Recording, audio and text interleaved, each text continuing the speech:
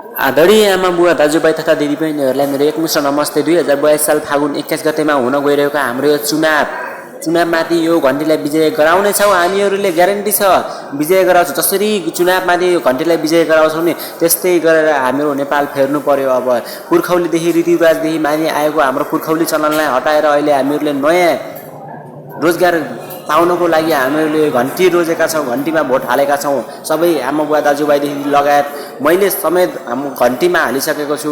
र यिनी घन्टी जसरी अहिले नेपालमा चिनिएको छ नि त्यस्तै गरेर हाम्रो बाहिर देशमा पनि चिनिएको छ। र अझै हामीहरूले यो घन्टीलाई मतदान दिएर हाम्रो यो घन्टीलाई जिताएर अझै यो नेपालबाट बाहिर देशसम्म पुगोस्। र अब हाम्रो नेपालका आमा बुवा दाजुभाइ तथा दिदीबहिनीहरू हाम्रो नेपाल छोडेर बाहिर अर्काको देशमा गएर दुःख पसिना बगाउन नपाइयोस्। हाम्रो नेपालमा केही परिवर्तन, हाम्रो केही रोजगार पाउनको लागि हाम्रो नेपालमा मिल्न परोस्। अवधि तपाईँहरू के भन्न चाहनुहुन्छ?